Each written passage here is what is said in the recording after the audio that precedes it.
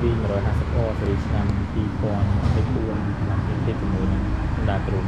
តែពេលទៀតគឺចង់និយាយពីការដែលអតិថិជនប្រើប្រាស់អញ្ចឹងណាជាមួយនឹងម៉ូតូ Honda CB សេរីឆ្នាំ2024ដែលHonda ធ្វើការនាំចូលគឺលក្ខណៈក៏វាដូចគ្នាទៅជាមួយនឹង Honda CB សេរីចាស់ៗដែរដែល Honda CB គឺចាប់ដំណើរឡើងតាំងពីឆ្នាំ2018មកជាមួយនឹងរឿងបែបនេះកម្លាំងម៉ាស៊ីន150បែបហ្នឹងជាមួយម៉ាស៊ីនបែបហ្នឹងហើយក៏វារក្សារចនាបថបែបហ្នឹងមកដល់សប្តាហ៍ថ្ងៃនេះមកដល់ឆ្នាំ2024គឺអត់មានផ្លាស់ប្ដូរអ្វីទេគឺផ្លាស់ប្ដូរតែគ្រឿងក្រៅខ្លះដូចជាសេរីឆ្នាំ2024គឺបដូរពណ៌បូមសេរីចាស់ពណ៌រឿងលឿងហើយបូមសេរីថ្មីពណ៌រឿងពណ៌មានបន្តិចទៅក្រូចបន្តិចហើយជាមួយនឹងតែបែបនេះ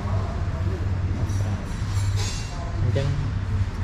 សម្រាប់ Honda CB នេះអតិថិជនដែលគាត់ទិញយកទៅប្រើប្រាស់ឃើញថាអត់មានបញ្ហា complaint អីច្រើនទេវាលក្ខណៈ city bike យើងប្រើងាយស្រួលប្រើប្រាស់នៅក្នុងក្រុងវាដោយសារតែតួវាហ្នឹងវាថាកង់មុខកង់ក្រោយនិងកម្ពស់អីហ្នឹងគឺវាធ្វើបន្លឡើងមកសម្រាប់យើងប្រើក្នុងក្រុងហ្មងហើយយើងយកទៅប្រើជិះឆ្លងកាត់ក៏អត់មានបញ្ហាអីដែរអត់សូវមានអារម្មណ៍ជិះឆ្កេះដោយ Honda CBR បងប្អូន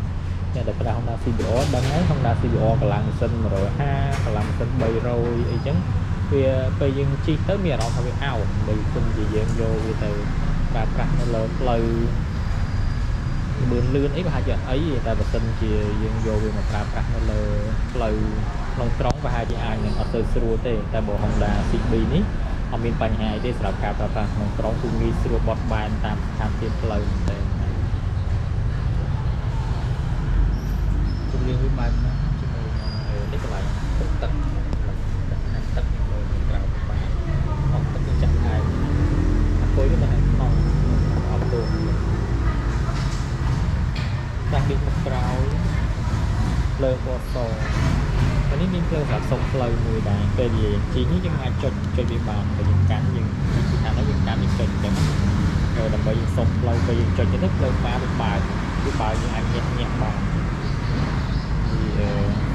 ទៅវាប្រភេទ semi digital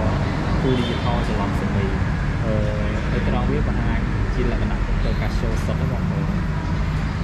ហើយសៅវាបែបនេះដល់ Honda CB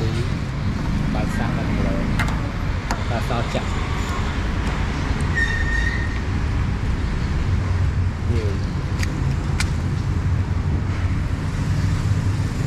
ខ្លាំងម៉ាស៊ីនវាល្អបងប្អូនបង្កើនល្បឿនបានល្អហើយជិះនៅក្នុងក្រុងឬចេញក្រៅក្រុងអីគឺអត់មានផ្លូវចាញ់ខ្យល់អីទេជិះស្រួលសម្រាប់ Honda CB ទេខ្ញុំគាត់ប្រាប់គ្រាន់តែ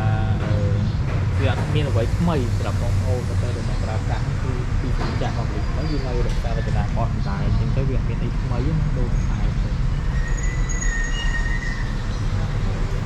Honda Crown បានចេញមក2024ដែរប៉ុន្តែនេះគឺសេរីចាស់ទេ2021ទេតែ2024អត់មានដល់ stop នេះ Honda 2024 Honda Crown វាបដូរម៉ាស៊ីននៅដដែលហើយគ្រាន់តែវាបដូរសម្បកតួទឹកឆ្នាំមួយហ្នឹងគ្រឿងដាក់ត្រូវគ្នានេះទេជាមួយនឹង Honda Crown សេរីឆ្នាំ2021នេះគឺ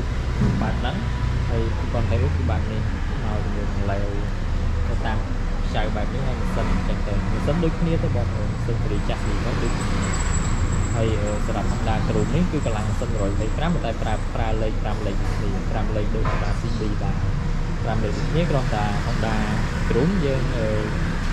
ដាក់កម្លាំងម៉ាស៊ីន125 5លេខអញ្ចឹងបងប្អូនប្រាំងឌីសមុខក្រោយដូចគ្នាបើតាមអ្នកប្រើប្រាស់Honda Crown នេះប្រាំងខាងក្រោយអត់ទៅស៊ីម៉ានទេចឹងបើតែយើងជន់តើយើងជន់រឿងខ្លាំងណាបងប្អូនបើមិនជាយើងជន់តិចអត់ទៅស៊ីទេបើតាមទេជនគាត់តិចយកទៅប្រើប្រាស់គឺនិយាយមកដូចគ្នាទាំងអស់តែទៅនឹងធ្វើប្រាំងតែកម្លាំងម៉ាស៊ីនវាទូយកបានតែពីចឹងខ្លាំងត្រឹមលេខ4មិនជាលេខ5តើយើងជិះនៅលើផ្លូវដែលគឺលឿនហ្មងបើមិនជាយើងជិះនៅលើផ្លូវក្នុងក្រុងទេយើងដាក់លេខ5វារៀងខកអត់ទៅស្រួលទេពេលជិះទៅវាដូចកញ្ឆក់រលត់អញ្ចឹងហើយខ្សោយអញ្ចឹងពីចឹងគេប្រើក្នុងក្រុងគឺប្រើអស់លេខត្រឹមលេខ4ហើយបើថាយើងជិះចេញទៅក្រៅប្រហែលជាយើងត្រូវដាក់លេខ5អញ្ចឹងទៅដើម្បីយកលឿនចុងក្រោយអាចទទួលយកបានដែរសម្រាប់ Honda Crown នេះសម្រាប់អ្នកដែលមានមាឌតូចល្មមជិះស្រួលនៅក្នុងក្រុងអីហ្នឹងគឺជិះស្រួលមែនទែនសម្រាប់ Honda Crown ហើយលេខវាលេខ1លេខ2យើងបលេងអង្គយ៉ាស្ទើរតែអត់រលត់ទេលេខ1លេខ2គឺ យើងចាប់អងយ៉ាងតែតិចគឺយើងអាចធ្វើដំណើរបាន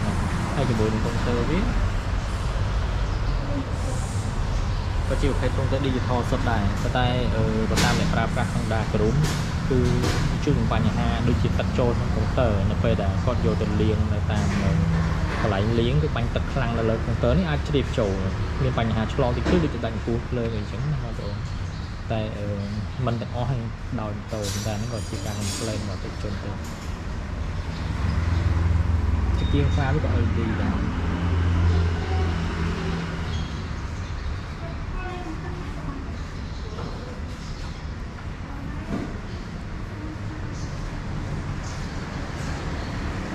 អរគុណសម្រាប់វីដេអូនេះមានប៉ុណ្ណឹងទេអរគុណសម្រាប់ការចូលទស្សនាវីដេអូនេះហើយបើសិនជាមានចំណងនេះតើតើនឹងតែវីដេអូណាមួយឲ្យខ្ញុំចង់ឲ្យខ្ញុំបង្ហាញនេះគឺអ្វីខ្ញុំចេះខ្ញុំនិយាយប្រាប់បងប្អូនបាទសូមអរគុណ